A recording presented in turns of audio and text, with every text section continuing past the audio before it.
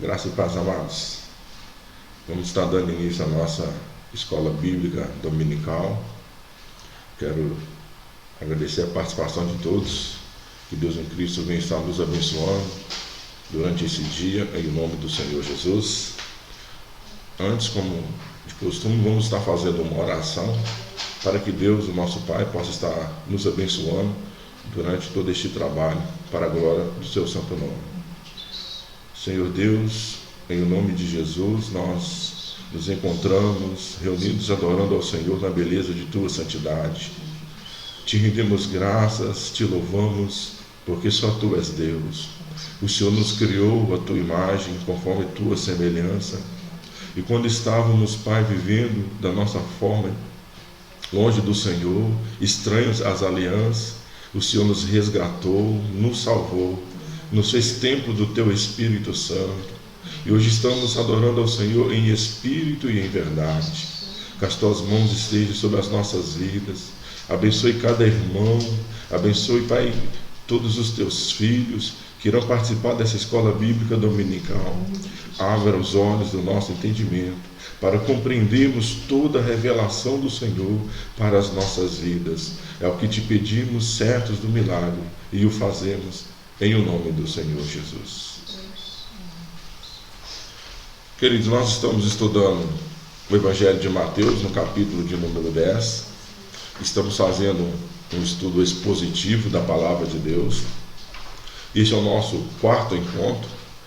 No nosso primeiro encontro, nós vimos no versículo 1, o Senhor Jesus escolhendo os seus discípulos, ou seus apóstolos. Ele estava diante de uma grande multidão, e daquela multidão ele iria escolher 12. Isso nos mostra que os líderes são escolhidos por Deus. No segundo momento, nós vimos o Senhor Jesus os enviando de 2 a 2, nos mostrando que devemos fazer a obra do Senhor, no mínimo, de 2 em 2, em agrupamentos. Não podemos fazer a obra de Deus sozinho. E domingo passado, no terceiro momento, nós vimos o Senhor Jesus ordenando que os seus discípulos ensinassem a sua palavra, porque um líder tem que ensinar a palavra de Deus. Vimos as verdades centrais do Evangelho que nós temos que ensinar, que é Cristo, que é o arrependimento, e acerca do reino dos céus. Hoje, o nosso quarto encontro, nós vamos estar vendo que Deus opera sinais através dos seus líderes, através da sua liderança. Ele opera sinais através de todos os teus filhos, e principalmente através dos líderes que ele escolheu. Mateus capítulo 10, versículo 8, nos diz assim a palavra do Senhor: curai os enfermos, limpai os leprosos, ressuscitai os mortos, expulsai os demônios.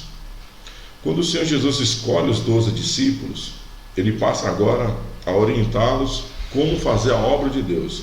Ele diz que eles iriam fazer a obra do Senhor de 2 em 2, e quando eles saíssem para fazer a obra do Senhor, Jesus aqui ordena que eles curem os enfermos, que eles limpem os leprosos, que eles ressuscitem os mortos, que eles expulsem os demônios. Ou seja, ele diz que iria operar sinais através daqueles discípulos, que ele iria operar sinais através da sua liderança. Ele deu a ordem, e isso se cumpriu na vida dos seus discípulos. Atos capítulo 2, versículo 43, o evangelista Lucas registra: e em toda a alma havia temor, e muitas maravilhas e sinais se faziam pelos apóstolos. Então, nós vemos no capítulo 10 Jesus ordenando os discípulos a operarem sinais, mostrando que eles iriam operar sinais através do nome de Jesus, ou que Jesus iria operar sinais através deles, e vimos o cumprimento disso em Atos dos Apóstolos, porque Atos é a igreja praticando o que Jesus ensinou nos Evangelhos. Em Atos, então, está registrado que aquilo que Jesus disse que faria através dos discípulos, ele o fez, que foi operar sinais e maravilhas. Esta é a palavra do Senhor, esta é a ordenança de Deus, e isso que ele disse que faria e o fez através dos seus apóstolos.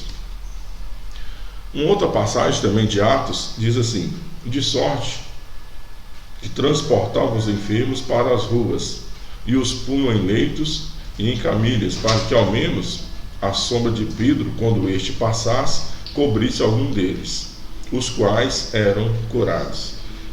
Isso está registrado em Atos dos Apóstolos, capítulo 5, o versículo 15 e o 16, mostrando que quando o apóstolo Pedro passava, algumas pessoas colocavam os enfermos em leitos, para que quando a sombra de Pedro cobrisse essas pessoas que estavam enfermos, eles fossem curados.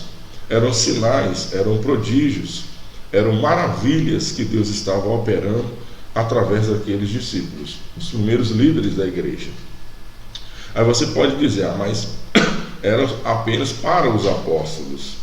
Bem, Atos 6,8 diz que Deus operou também esses sinais através de outras pessoas sem ser os apóstolos. Porque isso não é só para apóstolos, é para toda a liderança. Todo aquele que exercia um cargo de liderança na igreja, Deus operava sinais e prodígios através da vida dele.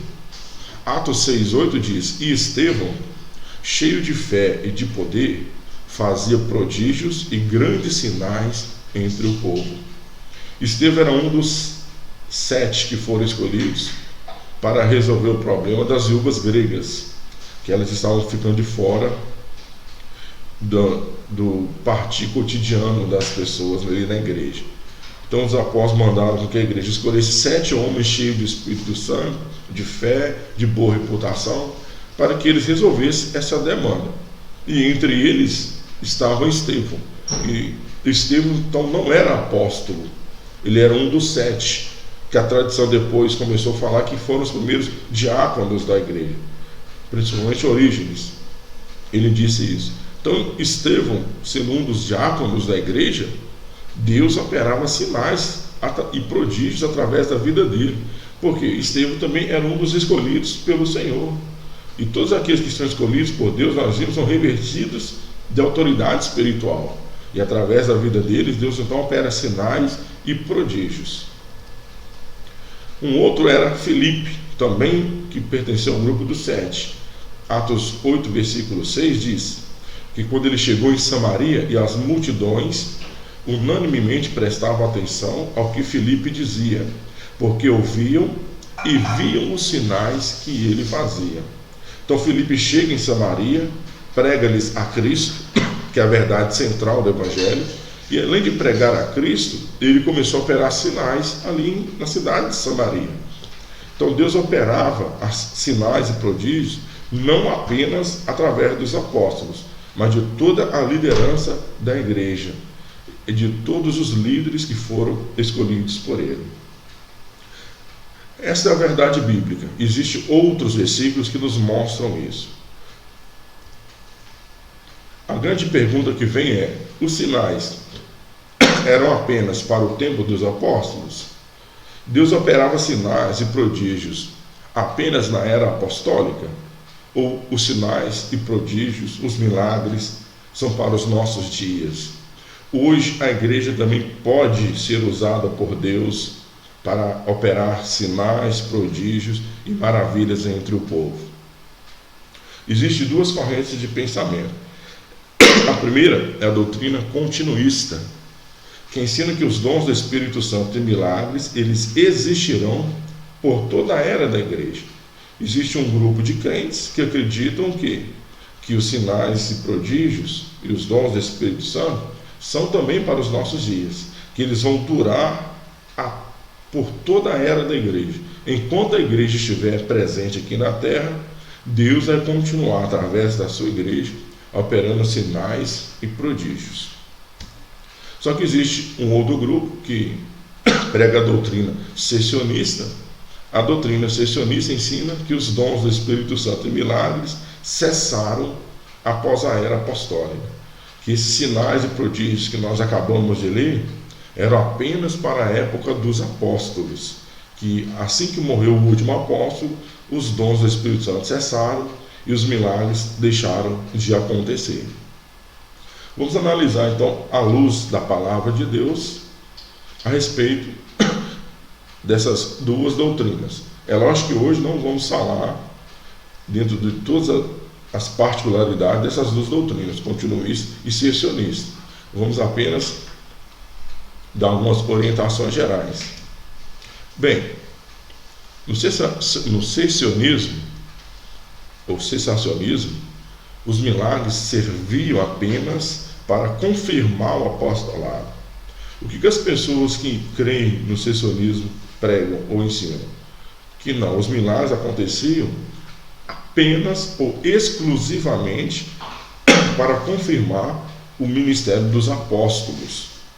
A gente já pode ver que a incoerência dessa afirmação, porque se milagres serviam apenas para confirmar o apostolado, como Deus operou sinais e prodígios através de Estevão e Filipe, que não eram apóstolos? Deus, se milagres serviam apenas para confirmar o apostolado, eles não seriam operados por outras pessoas que não fossem os apóstolos. Mas o que nós vimos é que outras pessoas também, outros líderes, também eram usados pelo Senhor para operar sinais e prodígios entre o povo. O texto que eles pegam, por exemplo, é Hebreus 2,4, que diz: testificando também Deus com eles por sinais e milagres e várias maravilhas e dons do Espírito Santo, distribuídos por sua vontade. O texto de Hebreus fala de pessoas que anunciaram o Evangelho, foram testemunhas de Cristo. E através dessas pessoas, Deus operava sinais, milagres e várias maravilhas e dons do Espírito Santo. Então eles pegam esse versículo e dizem: não, viu? Os milagres, eles confirmavam apenas o apostolado. Primeiro que o texto de Hebreus não fala apenas de apóstolos, fala de testemunhas de Cristo. Não apenas os apóstolos que foram testemunhas, outras pessoas também eram testemunhas de Cristo. Quem são as testemunhas do Senhor? Eram aqueles que viram o Senhor Jesus, que o acompanharam. E não foi apenas os apóstolos. Outras pessoas também serviam a Cristo, o acompanharam e eram testemunhas suas sobre essa terra. E o texto também diz que Deus, testificando Deus também com eles, mostrando que Deus testificava não só com eles, não apenas com eles, mas também com eles, mostrando que os milagres não eram exclusivos para os apóstolos, eram sinais operados por Deus através de toda a sua liderança. O outro, podemos ver que Marcos 16:20, olha o que diz o versículo: e eles, tendo partido, pregaram por todas as partes, cooperando com eles o Senhor e confirmando a palavra com os sinais que a seguiam. O que o evangelista Marcos diz aqui? Que Deus operava sinais quando os apóstolos pregavam para confirmar não o apostolado, mas para confirmar a palavra que eles pregavam. Então milagres servem para confirmar não o apostolado, mas servem para confirmar a palavra de Deus. Eles não servem para confirmar apenas o apostolado, mas também para confirmar a palavra de Deus. Não podemos achar que milagres serviam apenas para confirmar o ministério dos apóstolos. Muito pelo contrário. Eles serviam para confirmar o ministério daqueles homens, com certeza, mas não apenas isso. Como vimos aqui em Marcos 16:20, que os sinais também confirmam a palavra do Senhor. Eles também confirmam a veracidade, a autenticidade, a santidade da palavra de Deus, do evangelho que pregamos e ensinamos. Um outro texto que os sessionistas pregam é 2 Coríntios 12:12. Então eles pegam Hebreus 2:4 e também 2 Coríntios 12:12, que diz: os sinais do meu apostolado foram manifestos entre vós com toda paciência, por sinais, prodígios e maravilhas. Aqui o apóstolo Paulo escrevendo aos Coríntios e defendendo o seu apostolado. Olha o que ele diz: que os sinais do apostolado dele eram manifestos assim no meio da igreja através de sinais e prodígios. Só que ele, em nenhum momento ele diz que os sinais e prodígios servem apenas para isso. Eles também são uma confirmação do apostolado, porque Jesus disse que operaria sinais através de seus líderes. através de toda a sua liderança. E se um desses líderes era o apóstolo, Deus também iria operar sinais e maravilhas e prodígios através da vida dele. Mas isso não é uma confirmação apenas dos apóstolos. Vimos Estevão e Filipe, que também Deus operava sinais e prodígios através da vida deles. E todos nós sabemos que nenhum dos dois foram apóstolos de Cristo. Um texto bem elucidativo sobre essa questão está nos Evangelhos. Lucas 9, 49 e 50 diz assim: E respondendo João disse: Mestre, vimos um que em teu nome expulsava os demônios, e lhe proibimos, porque não te segue conosco. E Jesus lhe disse: Não o proibais, porque quem não é contra nós é por nós. O que o evangelista Lucas registra aqui? Que os discípulos viram um homem. Este homem não acompanhava a Cristo no sentido de estar naquela caravana com os apóstolos, de indo onde Jesus estava. Ele não seguia a Cristo dessa maneira, como os apóstolos fizeram. Lá, por exemplo, João, Pedro, Tiago, André largaram a pescaria e foram seguir literalmente a Jesus, fisicamente. Dormiam juntos na mesma casa, almoçavam juntos, tomavam café juntos. Aonde Jesus estava, eles estavam. Mateus foi o mesmo, estava trabalhando na coleteria. Jesus foi lá, o chamou, ele deixou de ser um cobrador de imposto e foi seguir a Jesus, literalmente. Aonde Jesus estava, Mateus também estava. Só que este homem de Lucas 9, ele cria em Cristo, ele seguia em Cristo no sentido de ter entregado a vida a Jesus e seguia os seus ensinamentos, mas ele não estava acompanhando a Jesus fisicamente como os apóstolos. Então, quando os apóstolos viram este homem que criou em Cristo, eles observaram algo interessante, que este homem, pelo nome do Senhor Jesus, na unção do Espírito, ele expulsava demônios. Deus operava sinais, prodígios e maravilhas através da vida deste homem. Só que ele não era um dos apóstolos de Cristo, mas ele também operava sinais. Ora, se milagres servem apenas para confirmar o apostolado, como explicar este homem operando sinais e prodígios em nome de Jesus? Ele não era apóstolo, ele nem seguia Jesus como os 12 apóstolos. Mas, no entanto, Deus operava sinais através da vida dele. Porque sinais confirmam não apenas o apostolado, eles confirmam a palavra de Deus. E este homem de Lucas 9, ele pregava a palavra de Deus, ele ensinava no nome de Jesus. Por isso, ele tinha autoridade espiritual, foi um dos escolhidos por Deus. E com autoridade espiritual, ele expulsava os demônios. Deus operava sinais e prodígios através da vida dele. Então essas são as duas questões do cessacionismo que não se sustentam biblicamente. Achar que milagres cessaram após a era apostólica, porque sinais eram operados apenas para confirmar o apostolado, isso não tem respaldo bíblico, não tem base bíblica. Porque nós vimos que sinais eram operados para confirmar a palavra, não apenas para confirmar o apostolado, e sinais eram operados por outras pessoas diferentes dos apóstolos. O cessacionismo, ele pensa como os milagres serviam para confirmar o apostolado, assim que os apóstolos morreram, cessaram os milagres. Essa é a conclusão que essa doutrina chega.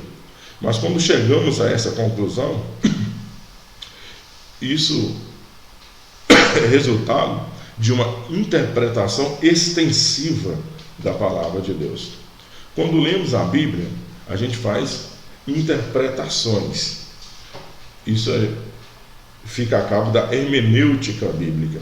Existem regras de interpretação. Uma das regras, por exemplo, é que a Bíblia explica a própria Bíblia. Achamos as explicações bíblicas, todas elas dentro do próprio texto bíblico. Só que tem alguns intérpretes que querem inovar, que querem usar técnicas de interpretação de documentos seculares para a palavra de Deus. Outros documentos seculares, podemos sim fazer uma interpretação extensiva. O que é uma interpretação extensiva? É quando se amplia o conteúdo do texto, quando se entende que a norma falou menos do que deveria. Por exemplo, no ordenamento jurídico do Brasil tem uma lei que trata sobre o racismo. E essa lei fala que o racismo ele vai se enquadrar quando a pessoa for proibida de exercer algum direito por questão de sexo, cor e outros requisitos. Na letra da lei não fala a questão de gênero.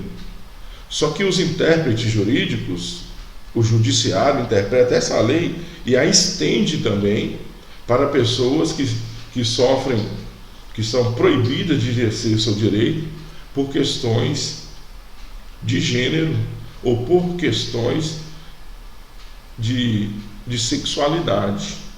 Isso é uma interpretação extensiva. Eles ampliam o conteúdo do texto, porque eles acham que a norma falou menos do que deveria. Isso pode até ser aceito, essa interpretação extensiva, em ciências humanas, em documentos de história, de sociologia, para leis do direito. Mas uma interpretação extensiva para a palavra de Deus, isso é terminantemente proibido. O próprio texto bíblico proíbe que se faça qualquer interpretação extensiva. Porque se eu acrescentar algo que o texto não falou, eu estou contrariando uma outra norma bíblica. Porque Apocalipse 22:18 diz: porque eu testifico a todo aquele que ouvir as palavras da profecia deste livro que, se alguém acrescentar essas coisas, Deus fará vir sobre ele as pragas que estão escritas neste livro. Aqui o Senhor Jesus, através do apóstolo João, ele nos exorta que ninguém pode acrescentar nada na palavra de Deus, porque cremos que a palavra de Deus ela é divinamente inspirada. Ela não precisa de acréscimo, ela não precisa da nossa ajuda. Quando eu faço uma interpretação extensiva, eu estou dizendo que o texto falou menos do que ele deveria falar. Estou dizendo, em outras palavras, que o Espírito Santo errou, ele tinha que ter falado um pouquinho mais. Então vemos aqui que a própria Bíblia proíbe qualquer tipo de interpretação extensiva de seus textos sagrados. Não tem nenhum texto que diz que os milagres cessaram após a era apostólica. E se eu faço uma interpretação extensiva para chegar a essa conclusão, eu estou acrescentando na palavra de Deus, e isso é terminantemente proibido. Eu só posso ensinar o que está na palavra de Deus, e tenho que me prender nos limites do texto sagrado. A Bíblia não falou mais e nem menos do que queria falar. Ela falou exatamente o que Deus queria que ela falasse, porque toda ela é divinamente inspirada. Bem, e o continuismo? Já vimos algumas questões do cessanismo e o continuismo. Nele, os milagres são para toda a era da igreja. Quem ensina essa doutrina é o que nós cremos. Enquanto a igreja estiver aqui na terra, Deus vai continuar através dela, concedendo os dons espirituais aos seus filhos, para que estes operem milagres e prodígios, para que estes sejam instrumentos para que Deus opere sinais e prodígios através da vida deles. Base bíblica, 1 Coríntios 13, versículo do 8 ao 10 e o 12, diz assim: o apóstolo Paulo: mas havendo profecias, serão aniquiladas; havendo línguas, cessarão; havendo conhecimento, desaparecerá. Porque em parte conhecemos e em parte profetizamos. Mas quando vier o que é perfeito, então o que é em parte será aniquilado. Porque agora vemos por espelho, em enigma, mas então veremos face a face.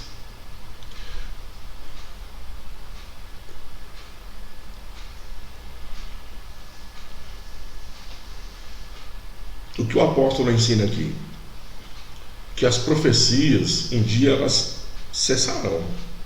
que as línguas um dia também cessarão, que o conhecimento também cessará.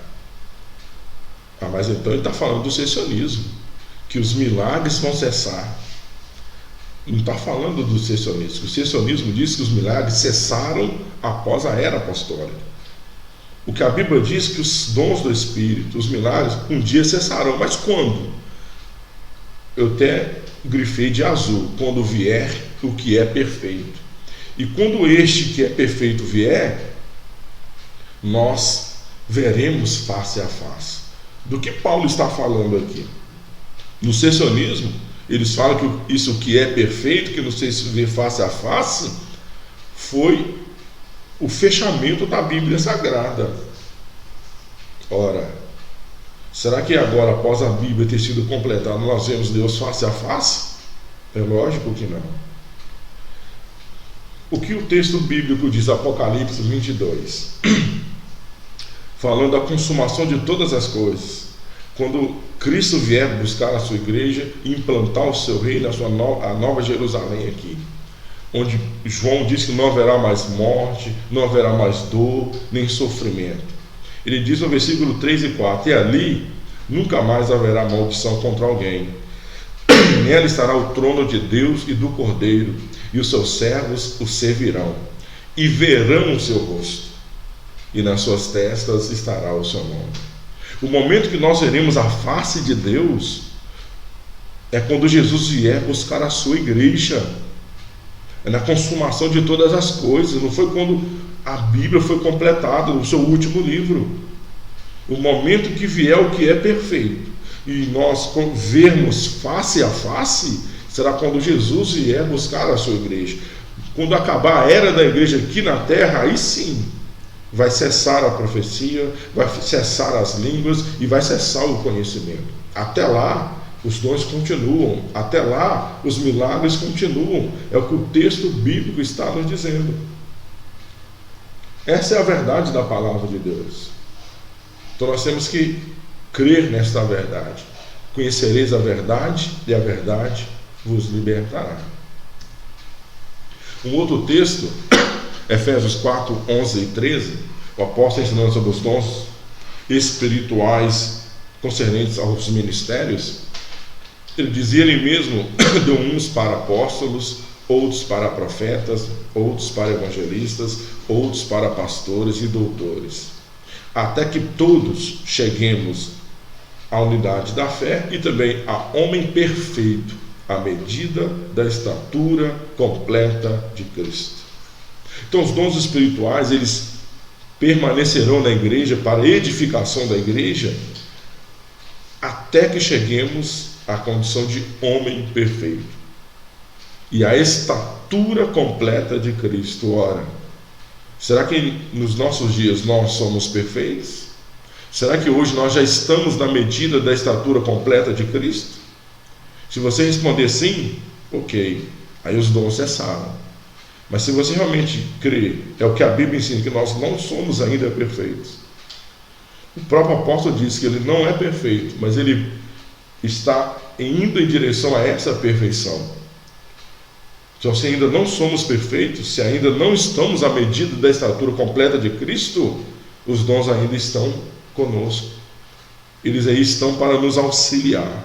Eles estão para abençoar as nossas vidas e vida de outras pessoas. Sabe quando chegaremos à estatura de homem perfeito? O apóstolo João diz, 1 João 3:2, amados, agora somos filhos de Deus, agora, no presente estado, e ainda não é manifesto o que havemos de ser. Não somos perfeitos ainda não estamos na medida da estatura de Cristo, mas sabemos que quando Ele se manifestar, seremos semelhantes a Ele. Aleluias.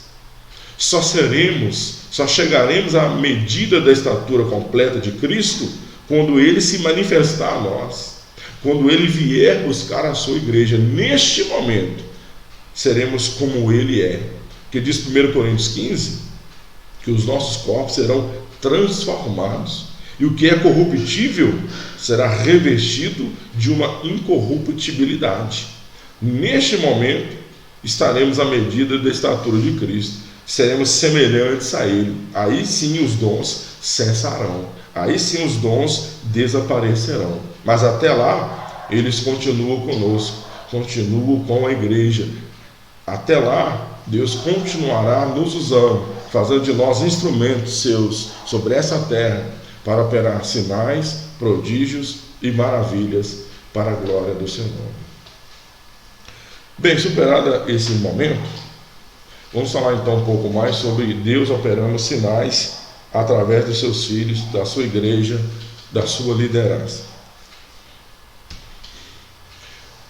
Quando Jesus diz aos apóstolos que eles iriam curar os enfermos, limpar os leprosos, ressuscitar os mortos, expulsar os demônios, eles estavam fazendo uma promessa. Então os sinais são promessas de Deus. Marcos 16, 15 e 18 diz: e esses sinais seguirão aos que creem. Primeiro sinal: em meu nome expulsarão os demônios. Segundo sinal: falarão em novas línguas. Terceiro sinal: pegarão em serpentes. Quarto sinal: e se beber alguma coisa mortífera, não lhes fará dano algum. Quinto sinal: e porão as mãos sobre os enfermos e os curarão. Nesse texto de Marcos 16, versículos 17 e 18, vemos uma promessa do Senhor Jesus, que os sinais seguirão aqueles que creem. Só aqui ele registra 5 sinais prometidos por ele, que seriam realizados por aqueles que creem no seu nome. Isso é uma promessa do Senhor Jesus. Quem fez essa promessa não foi homem. Quem fez essa promessa não é nenhum político, mas é o autor e consumador da nossa fé.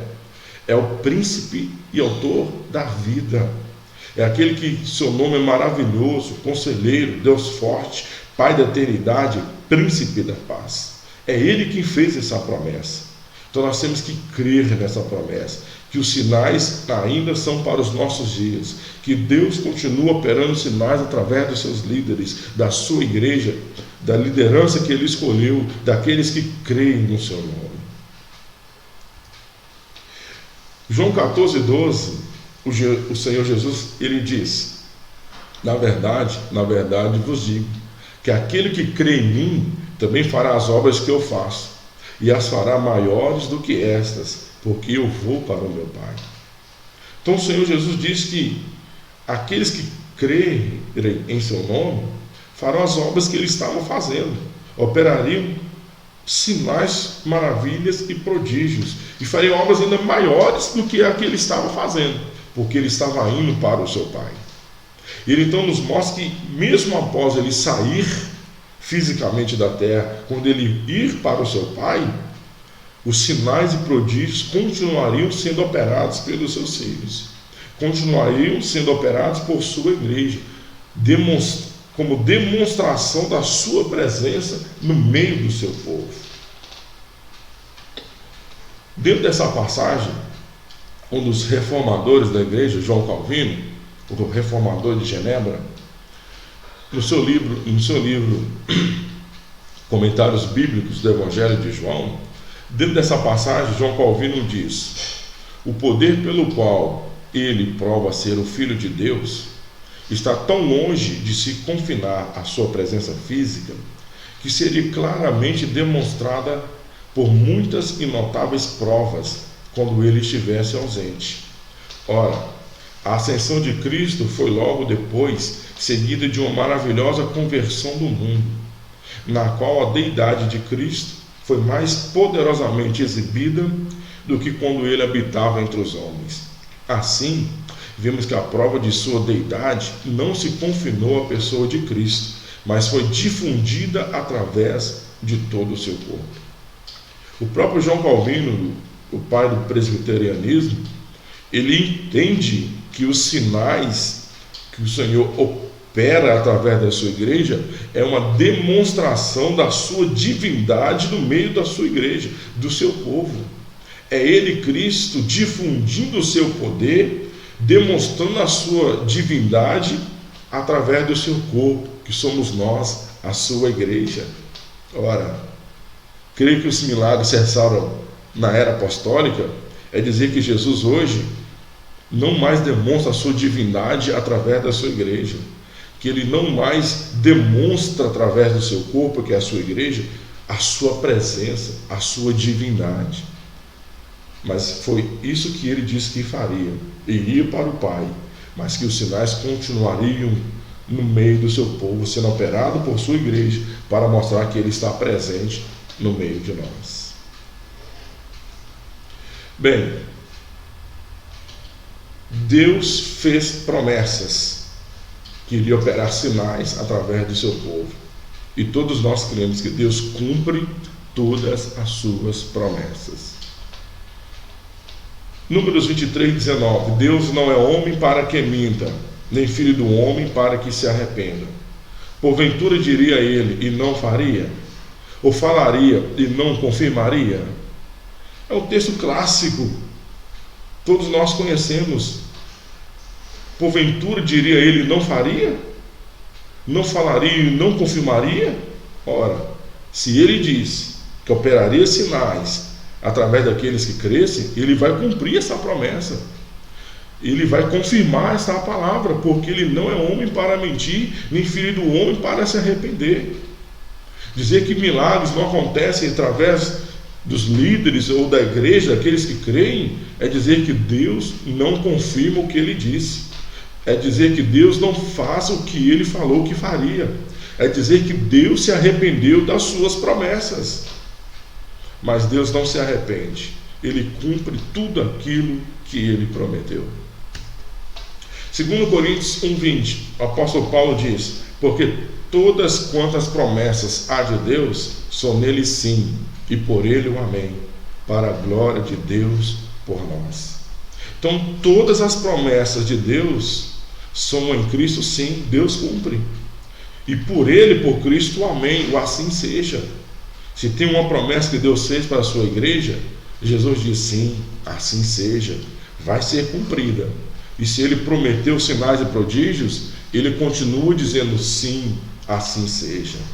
Se você está passando por momentos de aflições na sua saúde, na sua família, creia, Deus vai usar um dos seus filhos para mudar a sua história. Você pode sim crer que o líder da sua igreja é uma pessoa ungida por Deus, é uma pessoa escolhida por Deus, e através dele, quando ele orar, Deus vai mudar a sua história. E você que é líder, creia na promessa de Deus. Deus te escolheu, você é um instrumento hábil para Deus operar sinais, prodígios e maravilhas, segundo a sua boa vontade entre nós. As promessas se realizam mediante a fé. A primeira que nós vimos, o Senhor Jesus disse: seguirão aos que crerem. Aqueles 5 sinais vão seguir aos que creem. E a segunda promessa que vimos de João 14, 12, aqueles que farão obras iguais a que o Senhor Jesus fez e ainda maiores, Jesus diz: é aquele que crê em mim. Então todas as promessas se realizam mediante a fé. Hebreus 6,12 confirma o que eu estou dizendo: para que vos não façais negligentes, mas sejais imitadores dos que pela fé e paciência herdam as promessas. Sinais e maravilhas são promessas de Deus. E aqui, Hebreus 6,12 diz que as promessas, elas podem e devem ser herdadas mediante a fé. Então todas as promessas se realizam mediante a fé. E o que é a fé? Ora, a fé é o firme fundamento das coisas que se esperam e a prova das coisas que não se veem. Se as promessas se cumprem mediante a fé, e sinais e prodígios são promessas de Deus, ora, e eu ensinar que os sinais cessaram é restringir o poder da fé. Quando eu digo que Deus não mais opera sinais e prodígios através dos seus eleitos, da sua igreja, eu estou restringindo o alcance e o poder da fé. Eu estou dizendo que a fé não é mais o firme fundamento das coisas que se esperam. Porque quando eu digo que não existe mais milagres, você vai esperar um milagre, mas isso não vai acontecer. Eu estou restringindo o poder da fé. Quando eu digo que milagres não mais acontecem, eu estou dizendo que a fé não mais é a prova das coisas que não se veem. Eu estou restringindo o poder e o alcance da fé. Por isso é um grande erro essa doutrina do cessacionismo. Cremos nos milagres para os nossos dias, para os tempos atuais, através de nós, porque isso é uma promessa de Deus, e as promessas são herdadas por fé. Eu tenho que crer nas coisas que eu espero, e eu tenho que ter uma convicção no meu coração, mesmo que eu não estou vendo. Isto é fé, e por esta fé eu vou herdar as promessas de Deus. E uma das promessas de Deus são sinais, prodígios e maravilhas em nossas vidas e através das nossas vidas. Bem, quando o Senhor Jesus diz aos discípulos para eles curar os enfermos, limpar os leprosos, ressuscitar os mortos, expulsar os demônios, além de ser uma promessa, ele estava dizendo que esses sinais seriam obras do Espírito Santo. Ele não estava dizendo que os discípulos iriam fazer isso com seu próprio poder, das suas próprias naturezas. Não, mas seria uma obra do Espírito Santo. O apóstolo Pedro, quando ele, mediante a ação do Espírito Santo, ele é um instrumento usado por Deus para trazer cura para aquele coxo na porta do templo chamado Formosa. Após o homem ser curado, eles entram para dentro do templo, Pedro, João e o homem que fora curado por Deus. E a multidão, quando vê aquele homem, todos correm para onde eles estavam. Pedro vira para a multidão e diz assim: por que vocês estão maravilhados? Estão achando que este homem foi curado pelo nosso próprio poder? Ou seja, o próprio apóstolo dizia e entendia que os sinais são obras não humanas, mas são obras do Espírito Santo através de nós, através da sua igreja. Vimos isso no ministério de Jesus. O Senhor Jesus, ele disse, Evangelho de Lucas 4, 18 e 19: o Espírito do Senhor está sobre mim, pois que me ungiu para evangelizar os pobres, enviou-me a curar os contritos de coração, a proclamar liberdade aos cativos, a restauração da vista aos cegos e pôr em liberdade os oprimidos, anunciar o ano aceitável do Senhor.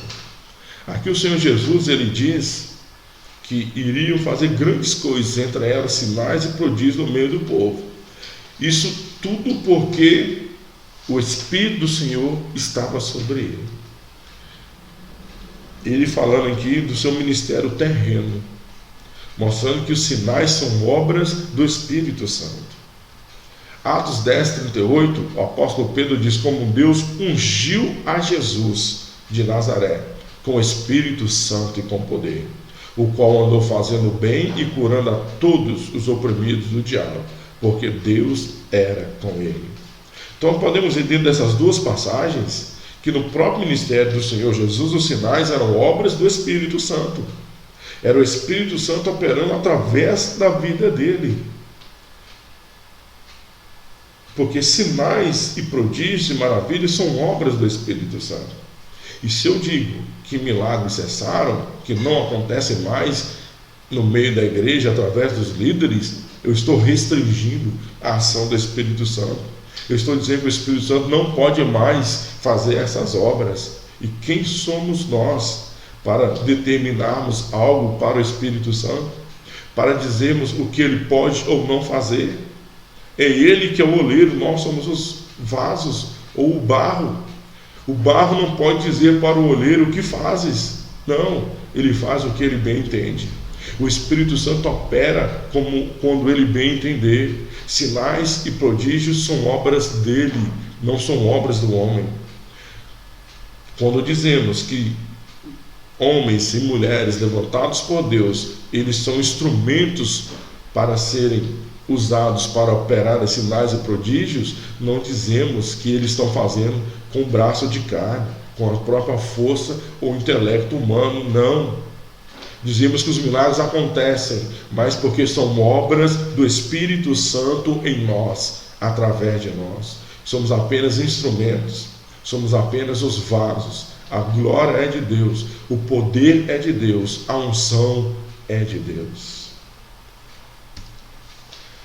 Na própria igreja primitiva, a gente pode ver que os sinais e prodígios eram obras do Espírito Santo. Atos 2, versículo 4 e 43. Todo o capítulo 2 é um contexto só. Inicia dizendo: e todos foram cheios do Espírito Santo. E o versículo 43, em toda a alma havia temor, e muitas maravilhas e sinais se faziam pelos apóstolos. Ora, os sinais e maravilhas eram feitos pelos apóstolos porque eles foram cheios do Espírito Santo. Esses sinais e prodígios eram feitos pelos apóstolos não pela própria força daqueles homens, não pela própria capacidade natural daqueles homens, mas tão somente porque eles foram cheios do Espírito Santo. Se eles não tivessem sido cheios do Espírito Santo, esses sinais não iriam acontecer, porque isto é obra do Espírito Santo. Por isso o Senhor Jesus tinha orientado a eles permanecer na cidade até que do alto sejais revestidos de poder. Porque enquanto eles não fossem revestidos de poder, enquanto eles não fossem cheios do Espírito Santo, os sinais, prodígios e maravilhas não iriam acontecer, porque Jesus não estava mais presente fisicamente. Nos evangelhos, os apóstolos faziam porque Jesus estava lá com eles. Agora Jesus voltou ao Pai. Os sinais só iriam continuar acontecendo através dos apóstolos quando a presença de Jesus voltasse a eles na pessoa do Espírito Santo. Porque isto é obra do Espírito Santo. E nós somos templo do Espírito. Ele habita em nós. Ele é o selo da nossa salvação. E Ele continua, através de nós, operando sinais, maravilhas, curas, para a glória do nome do Senhor. Uma outra passagem, Atos 4, 31 e 33, aqui fala de toda a igreja. E tendo orado, moveu-se o lugar em que estavam reunidos. E todos foram cheios do Espírito Santo, e anunciavam com ousadia a palavra de Deus. E os apóstolos davam com grande poder testemunho da ressurreição do Senhor Jesus. Bem, os apóstolos eles conseguiram testemunhar com poder, através de sinais, prodígios, maravilhas, sobre a ressurreição do Senhor Jesus. Por quê? Foram cheios do Espírito Santo. Eles, cheios do Espírito, conseguiram testemunhar sobre a ressurreição de Jesus com poder, com confirmação do alto. As pessoas ouviram eles pregando que Jesus estava vivo, tinham ressuscitado, e viam os milagres acontecendo. Aqueles milagres eram a confirmação que Jesus estava vivo, realmente tinha ressuscitado. E isso só era possível porque aqueles homens estavam cheios do Espírito Santo. O apóstolo Paulo, em sua primeira carta aos Coríntios, ele disse: e a minha palavra e a minha pregação não consistiram em palavras persuasivas de sabedoria humana, mas em demonstração do Espírito e de poder. Mais uma vez o apóstolo dizendo que ele pregava, e quando ele pregava, ele demonstrava o Espírito Santo de Deus com poder. Ou seja, todos nós sabemos que Deus operava sinais e prodígios através do apóstolo Paulo, quando ele pregava a sua palavra. E aqueles sinais, aqueles prodígios eram demonstração do Espírito Santo. Era o Espírito Santo demonstrando através do apóstolo Paulo que ele estava ali na vida daquele homem, que ele estava ali testemunhando através daquele apóstolo. Então, sinais e prodígios são promessas de Deus e também são obras do Espírito Santo. E por fim, quando Jesus manda os discípulos irem pregando e curar os enfermos, limpar os leprosos, ressuscitar os mortos e expulsar os demônios, ele dizia que iria operar sinais através daqueles apóstolos, daqueles líderes, porque era uma promessa. Esses sinais demonstrariam o Espírito Santo, porque são obras do Espírito Santo. E esses sinais confirmariam não o apostolado apenas, mas eles confirmariam a palavra, o que eles estavam pregando. É o texto que nós já lemos. E eles, de Marcos 16, 20. E eles, tendo partido, pregaram por todas as partes, cooperando com eles o Senhor, e confirmando a palavra com sinais que se seguiam. Então, os sinais que acompanhavam o ministério dos apóstolos, eles confirmavam a palavra de Deus. Ora, se eu digo que não existe mais milagres, eu estou dizendo que a palavra de Deus, ela não é verdadeira. Muito pelo contrário, os sinais mostram que ela é verdadeira, porque ela diz que Deus faz. E quando o milagre acontece, é uma confirmação que realmente Deus não é homem para mentir. Sinais confirmam a palavra de Deus. Então nós temos que pregar a palavra e demonstrar essa palavra com sinais, com prodígios, com maravilhas. A igreja primitiva, Atos 4, 29 e 30, diz: agora, pois, ao Senhor, olha para as suas ameaças e concede aos teus servos que falem com ousadia a tua palavra, enquanto estendes a tua mão para curar, e para que se façam sinais e prodígios pelo nome do teu santo Filho Jesus. Então a pregação da palavra de Deus, ela sempre vem acompanhada de sinais, prodígios e curas, porque é Deus estendendo a sua mão para operar.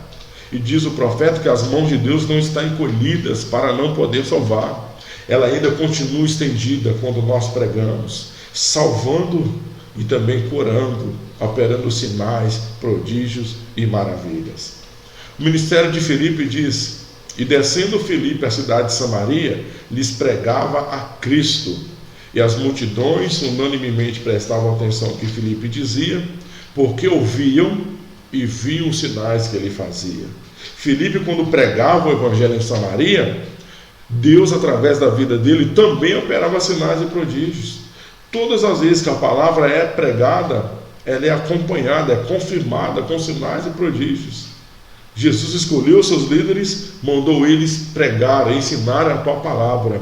E enquanto eles ensinam, eles pregam, Jesus confirma essa palavra com sinais e com prodígios. Bem, querido, nós vamos ficar por aqui hoje. Então nós vimos Mateus 10, 8, Jesus prometendo aos discípulos que iria operar sinais através da vida deles. Que esses sinais são obras do Espírito Santo. E eles confirmam a palavra de Deus. Creia que Deus pode te abençoar, pode te curar. Nesse momento de pandemia, onde o mundo está em pânico, em aflição, onde as pessoas estão depositando a sua confiança apenas na ciência, estão na expectativa da ciência trazer uma vacina, nós temos que crer no poder de Deus. Uns confiam em carros, outros em cavalos. Mas nós, a igreja, nosso povo de Deus, continuamos fazendo menção do nome do Senhor. Cremos sim que Deus pode nos curar, pode operar sinais e prodígios, porque esta é uma promessa, isto é obra do Espírito Santo e uma confirmação do Evangelho de Cristo. Que Deus em Cristo nos abençoe, em nome do Senhor Jesus.